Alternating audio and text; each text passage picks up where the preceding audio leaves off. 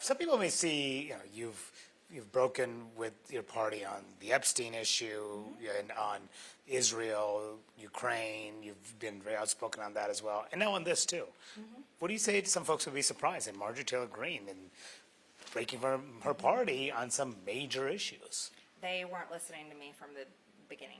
What do you mean? They just didn't know me. I think a lot of people have taken me in other people's framing of me, or maybe in short clips, but if they're surprised that I'm willing to be outspoken on basically issues that I think are right and wrong, they just didn't know me from the beginning. You've been such a close ally of the president's. Are you worried about being on the opposite side of him on some of these issues? I've supported the president for the longest time. I was one of the only Republicans in Washington that did not turn my back on him after January 6th. I traveled the country spending millions of my own dollars supporting Donald Trump, helping him get elected. And I think I'm still supporting him now by saying Republicans in the House and Senate need to do their job and come up with a solution for the American people. And I'm supporting him with my policies. Being against the Ukraine war, he was saying he wanted to end that war from day one. Being against foreign wars, he's always said he's against foreign wars. So a lot of my stances actually support the president a lot more than perhaps maybe some people on his own White House staff and a lot of these Republicans that just put their MAGA hats on literally a year ago. Yeah, I wonder, do you think that he's maybe straying from some of those MAGA principles that you're fighting for? I've never speak on behalf of the president, but I don't think he's always getting the best advice. From his staff? Possibly, yeah. Do you think in this fight, in the government shutdown, he should negotiate with Democratic leaders on these issues, bring them into the White House, and do that? Do you think that it's he should be more centrally involved in this? I'm hoping so, and I don't know. Maybe they are talking on this again. It doesn't seem that way. Well, it doesn't seem that way, right? I hope that they are. I hope they're going to have those conversations. But I think the reality is that Republicans have the White House, the House, and the Senate, and just like we saw Democrats do just a few years ago, they were willing to override the filibuster in the Senate to vote on the Voting Rights Act. They only lost that vote by 2 Democrats, Sinema and Manchin.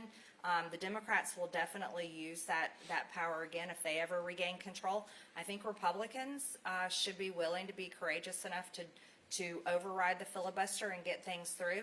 But I think Republicans also need to get serious about coming up with a way to fix the health insurance industry, because the middle class is being destroyed by it.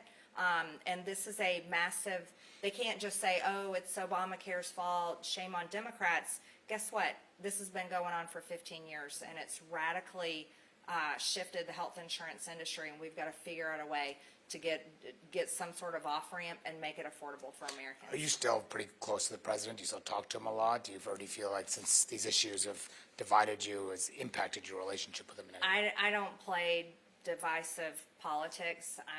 I very much support the president, but I also work for my district. And I've made that clear over and over again. That's who has voted for me. And it's my district that is being crushed right now with high costs of living, inflation that really started under the Biden administration. My district is being crushed with high health insurance premiums, but we can add on homeowners insurance and car insurance. The entire insurance industry is an issue. And I would love to see President Trump be hauling in those insurance CEOs into the White House, just like he is foreign leaders. You've also asked him to meet with the Epstein victims. He has not done that yet. Are you disappointed about that? I hope that he has them in. He's done a great job so many times of championing people's causes, and I think that would be a good thing. Also, to hear from them, hear their personal stories. I think that would be important.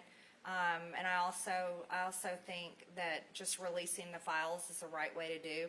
And the women have said over and over and over again that Donald Trump never did anything wrong. Mm-hmm.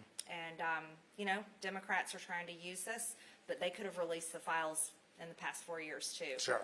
So it shouldn't be an issue like it is. Yeah, and because the speaker is not seating this congresswoman from Arizona, Grijalva, perhaps because of the discharge petition that you're supporting. Do you think that he should seat Congresswoman Grijalva? I think the House needs to be in session. And once the House goes back into session, she will be seated. She's won her election. But also, I think the House should be in session for many reasons.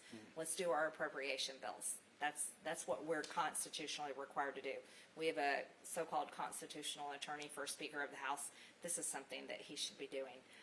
But yeah, we should move on and we should get the business of the House done.